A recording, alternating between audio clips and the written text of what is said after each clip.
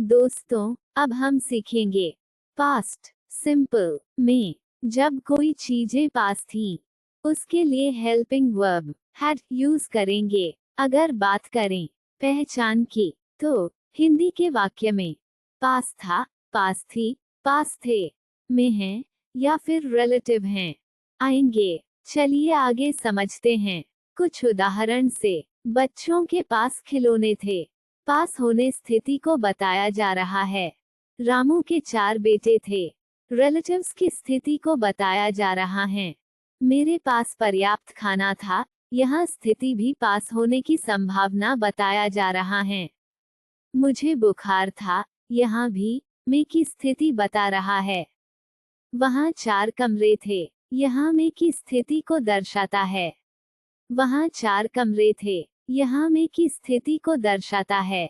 तुम्हारे पास नए कपड़े थे, यहाँ भी आपके पास की कोई भी स्थिति को बताया जा रहा है। यहाँ केवल आपको समझने के लिए हैं सिंगुलर सब्जेक्ट और प्लूरल सब्जेक्ट के बारे में। चलिए आगे बढ़ते हैं। इंग्लिश में सब्जेक्ट की संख्या 7 होती है। I, you, we, they, he, she, it. Subject को 2 भागों में बांटा गया है, सिंगुलर और प्लूरल में। सिंगुलर हो या प्लूरल, दोनों सब्जेक्ट के साथ helping verb had had use करेंगे। चलिए आगे समझते हैं सेंटेंस से। अफर्मेटिव सेंटेंस या सिंपल सेंटेंस भी बोलते हैं।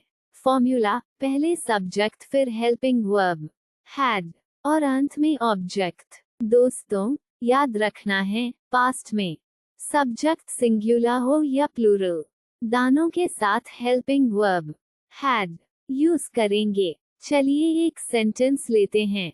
उसके पास कार थी, तो इसका इंग्लिश अनुवाद हो जाएगा he had a cars. Ajay के पास पैसे थे, तो इसका इंग्लिश अनुवाद हो जाएगा अजय हैड मनी। मेरे पास पेन था, तो इसका इंग्लिश अनुवाद हो जाएगा आई हैड अ पेन। अब हम बात करेंगे ऐसे सेंटेंस जिसमें नहीं आता है, उसे नेगेटिव सेंटेंस बोलते हैं।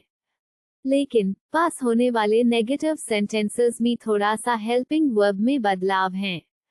चलिए आगे बताता। दोस्तों, अफर्मेटिव, सिंगुलर और प्लूरल सब्जेक्ट में हेल्पिंग वर्ब हैड जो आ रहे थे।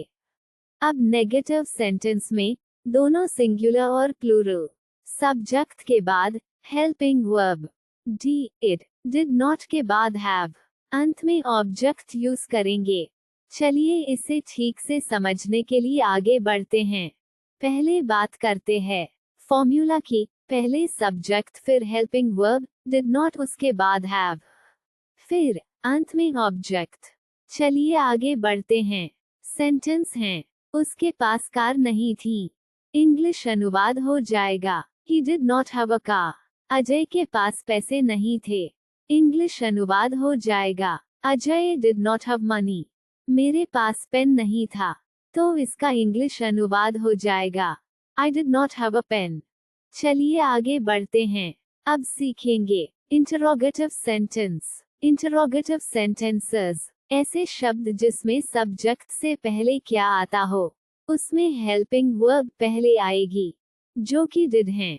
सिंगुलर और प्लूरल दोनों सब्जेक्ट के साथ डिड यूज होगी। चलिए आगे समझते हैं। फॉर्मूला, पहले हेल्पिंग वर्ब डिड, फिर सब्जेक्ट, उसके बाद हैव, फिर अंत में ऑब्जेक्ट और क्वेश्चन मार्क। एक सेंटेंस लेते हैं। क्या उसके पास कार थी? इंग्लिश अनुवाद हो जाएगा did he have a car. क्या अजय के पास पैसे थे? इंग्लिश अनुवाद हो जाएगा डिड अजय हैव मनी। चलिए अब बात करते हैं प्लूरल सेंटेंस की। एक नजर प्लूरल की ओर। प्लूरल सब्जेक्ट के फॉर्मूला की बात करेंगे।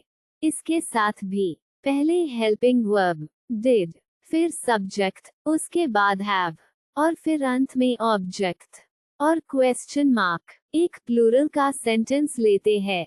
क्या मेरे पास पेन था? तो इसका इंग्लिश अनुवाद हो जाएगा did I have a pen. अब हम बात करेंगे ऐसे सेंटेंस जिसमें सब्जेक्ट से पहले और हेल्पिंग वर्ब से पहले WH, फैमिली आती है। WH फैमिली सेंटेंस के दोनों सब्जेक्ट्स का फॉर्मूला है। फॉर्मूला, सबसे पहले WH की फैमिली, फिर हेल्पिंग वर्ब did, उसके बाद सब्जेक्ट, उसके बाद हैव, और अंत में ऑब्जेक्ट। दोस्तों, क्वेश्चन वर्ड सेंटेंस में क्वेश्चन मार्क जरूर लगाए। उसके पास कार क्यों थी? इंग्लिश अनुवाद हो जाएगा, Why did he have a car? Ajay के पास पैसे कब होते हैं?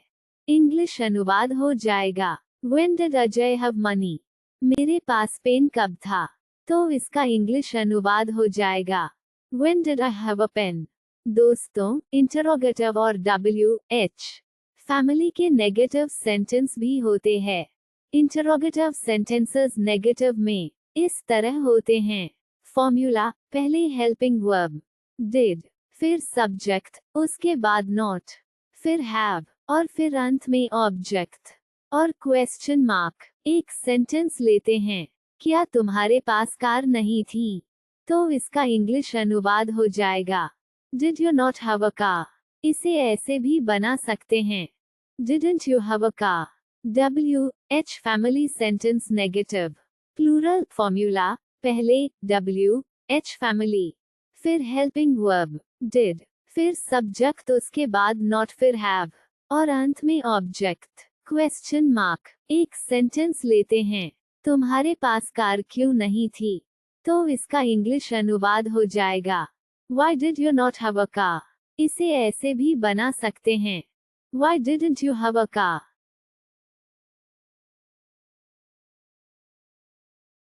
Practice exercise. दोस्तों, आपका एक लाइक, एक शेयर हमें वीडियो बनाने के लिए प्रोत्साहित कर सकता है। चलिए आगे बढ़ते हैं फ्यूचर की तरफ। Practice exercise.